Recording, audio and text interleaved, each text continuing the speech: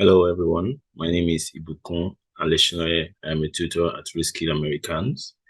And today we will be talking about understanding the Big O notation. And most especially, we'll be solving a problem called the power of two problem on CodeWars. So if you can just go to codewars.com and just find the problem, you can just search for CodeWars. You can just go on Google and search for power of two problem on CodeWars. You should see this problem. So we'll be going through the steps of solving the problem. So we'll be using two different methods to actually try to solve this problem. And we'll be seeing the difference between the two different methods and we'll try to come to a conclusion on which algorithm is actually faster and better for the problem that we're trying to solve. So first of all, let's try and get a base understanding of the problem we're actually trying to solve. So the problem we're trying to solve is called the power of two. That's the name of the problem that we're trying to solve. It's called the power of two. And this problem is basically, let me just pull up the summary here. It's basically, and let me just pull up the summary here in the slide. Is basically what it means is that we'll be given a function called the power of two that determines if a given non-negative integer is a power of two. So from the corresponding Wikipedia entry, a power of two is a number of the form 2n, where n is an integer, i.e., the result of the exponential with number 2 as the base and the integer n as the exponent. So basically, this is the instruction that we've been given. We are asked to check that the number that we are given, whether it's a power of two or not. So looking further, we need to first of all understand how we'll go through the steps of designing an algorithm that can actually solve this problem. And what the first thing we need to do is try to get an understanding of the problem that we're trying to solve. And when we look at our problem, that we're trying to solve, we need to read the problem carefully and identify the inputs and the outputs and try to understand which kind of solution is actually expected of us and the different constraints that we're going to encounter during the course of solving this problem. And one of the first things that we would look at, if we look at the problem here, is we would see that we are actually given an input n, and we are told that our output supposed to return true for each of these test cases. So we are given test cases and we are told that, okay, this output, this is what we'd expect for these test cases. So the first thing okay, so we're also given a constraint here. So for example, 1 is a power of 2 since 2 raised to the power of 1 and 0 is not the power of 2.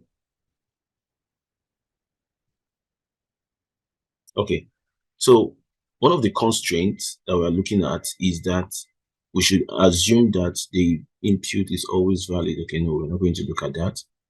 So let's go through the very first step of actually solving our problem. Okay, so first of all, let's look at what we know about the problem. One thing we know is that the power of a number refers to how many times we would have to multiply the base. That is what the power of a number actually refers to. So if we take the base of the number n and actually multiply it by 2 till the last digit, that is what we have. Well, that is when we have the power of the number. Let's say the power of number 5. So the power of 5 basically mean 2 times 2 times 2 times 2 times 2 times 2 5 times, which will give us 32. And if we do 2 to the power of 5, we can just do something like this, 2 to the power of 5, which will give us 32. So basically, that is what we mean by the problem. That is basically what the problem is trying to tell us here.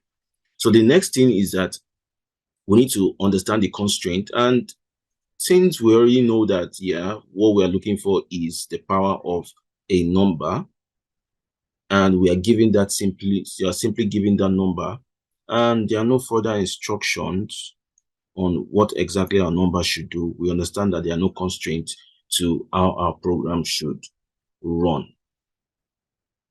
So the next thing is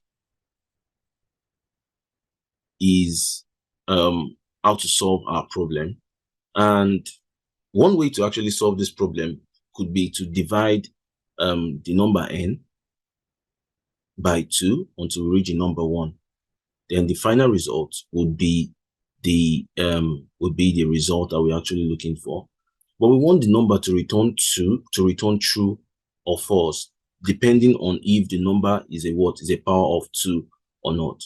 So if we look at our test cases, if we run the function is power of 1024, it should return true if it's a power of 2, and is power of 2, 4096 should return true if it's a power of 2, and 333 should return what? False if it's a power of, if it's not a power of what? 2.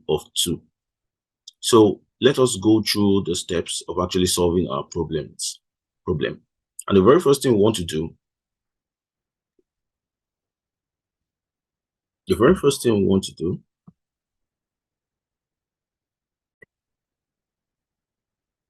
okay, so one way to actually solve this problem would be to, first of all, to assign the value of the result to 1 and use a loop to actually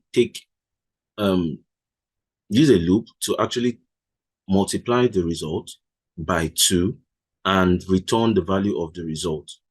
So now that we've come to with our test, our solution set.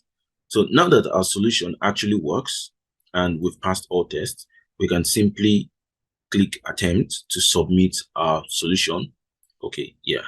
So we can simply click attempt to submit our solution, and we can just click simply, oh yeah, sorry, let me remove this guy right here and test my code again and attempt it. Then actually submit. Since all my tests passed, I can actually submit my solution. And yeah, so now that I've submitted my solution, I have unlocked a new ability. Now that I've submitted my solution, we can see similar solutions of ways that people actually solve the same problem. And one thing you'll notice is that there are different creative ways of actually solving this problem, best practices, and you'll be able to vote on the best you'll be able to vote on different ways of actually solving a problem. And some people solve it in creative ways. So this is one of the reasons why we advise that you should use Codewars, because not only does Codewars show you give you a platform to actually test your code, give you a platform to actually test yourself, practice. It also shows you solutions that developers like you have voted as as the best practices, as the best solution to the problem that you are currently trying to solve. So now that we've solved our problem and we submitted, and we can actually see similar solutions, similar or different solutions to the problem that we've actually solved, we can say we've come to the end of our lesson for today. And I appreciate you. We've come to the end of our lesson for today, and thank you very much. We've come to the end of our lesson for today, and I'll see you next time.